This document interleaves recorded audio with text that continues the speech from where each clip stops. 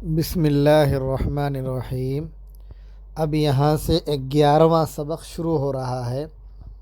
اس میں پہلے تو کیا ہے، ایک ایک جملہ سکھا رہے تھے۔ اب یہاں سے پورا مضمون، ٹاپک کیسا لکھنا ہے وہ سکھا رہے ہیں۔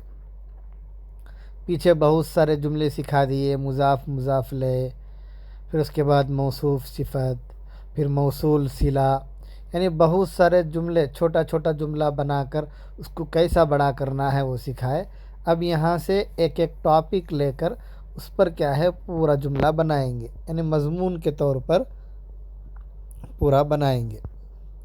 تو سب سے پہلے یہاں مضمون دیے ہیں، ٹاپک دیے ہیں بیتی، میرا گھر۔ اب گھر کے متعلق کیا کیا چیزیں بولنا ہے وہ سب یہاں لا رہے ہیں، جیسے ھذا بیتی، یہ میرا گھر ہے۔ بیتی امام المسجدی، میرا گھر مسجد کے سامنے ہے۔ بیتی جمیل، میرا گھر خوبصورت ہے۔ فیہ حدیقۃ صغیرۃ، اس میں ایک چھوٹا باغیچہ ہے۔ ھذہ غرفتی، یہ میرا کمرہ ہے۔ فیہا نافذۃ کبیرۃ، اس میں ایک بڑا کھڑکی ہے۔ ومرفحۃ جمیلۃ، اور ایک خوبصورت پنکھا ہے۔ ھذا سریری، یہ میرا پلنگ ہے۔ وھذا کرسی، اور یہ میرا کرسی ہے۔ وھذا مکتبی، اور یہ میرا میز ہے۔ ساعتی وقلمی وکتابی علی المکتب، میری گھڑی، میرا قلم، میرا کتاب میز پر ہے۔ وحقیبتی تحت المکتب، اور میرا بیگ میز کے نیچے ہے۔ نافذۃ، نافذۃ غرفتی مفتوحۃ، میرے کمرے کا کھڑکی کھلا ہوا ہے۔ ھذہ غرفۃ اخی، یہ میرے بھائی کا کمرہ ہے۔ وتلک غرفۃ اختی، وہ میرے بہن کا کمرہ ہے۔ غرفۃ اخی کبیرۃ، میرے بھائی کا کمرہ بڑا ہے۔ وغرفۃ اختی صغیرۃ، اور میری بہن کا کمرہ چھوٹا ہے۔ غرفۃ اخی امام غرفتی، میرے بھائی کا کمرہ میرے کمرے کے سامنے ہے۔ وغرفۃ اخی امام المطبخ، اور میری بہن کا کمرہ کچن کے سامنے ہے۔ لی اخ واحد، میرا ایک بھائی ہے۔ اسمہ اسامۃ، اس کا نام اسامہ ہے۔ ولی اخت واحدۃ، میری ایک بہن ہے۔ اسمہا سعاد، اس کا نام سعاد ہے۔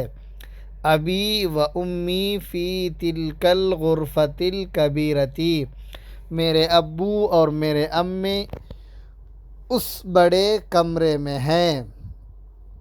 انا احب ابی و امی، میں اپنے ماں باپ کو پسند کرتا ہوں۔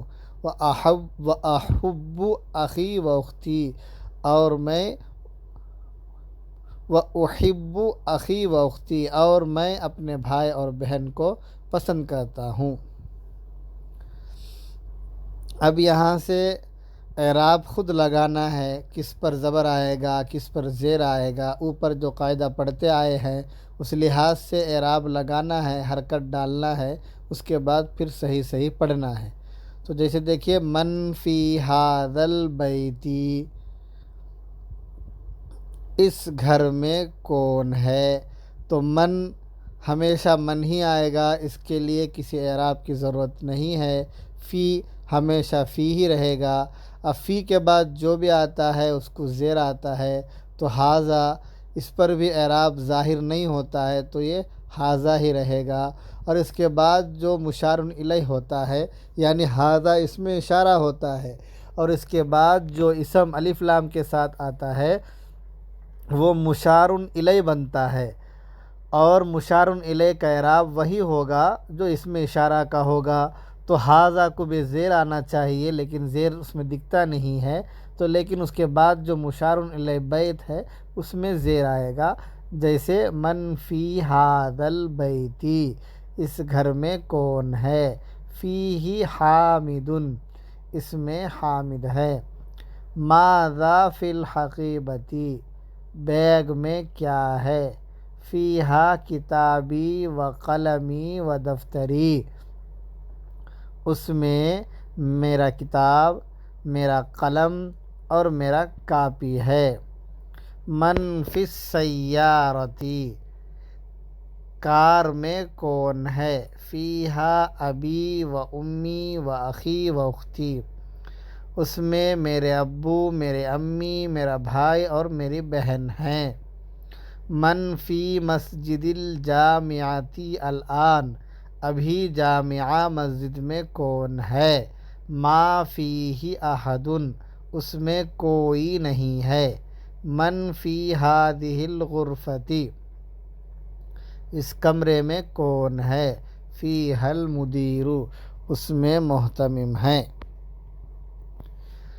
اقرأ پڑھو، احب ابی و امی، میں اپنے ماں باپ کو پسند کرتا ہوں، احب اخی و اختی، میں اپنے بہن اور اپنے بہن بھائی کو پسند کرتا ہوں، احب زمیلی، میں اپنے کلاس میٹ کو پسند کرتا ہوں، احب استاذی، میں اپنے استاذ کو پسند کرتا ہوں، احب اللہ، میں اللہ کو پسند کرتا ہوں، احب النبی صلی اللہ علیہ وسلم، میں نبی کریم صلی اللہ علیہ وسلم کو پسند کرتا ہوں، احب اللغۃ العربیہ، میں عربی زبان کو پسند کرتا ہوں۔ بس یہاں تک سبق ختم ہو گیا، انشاءاللہ کل پھر سبق پڑھیں گے۔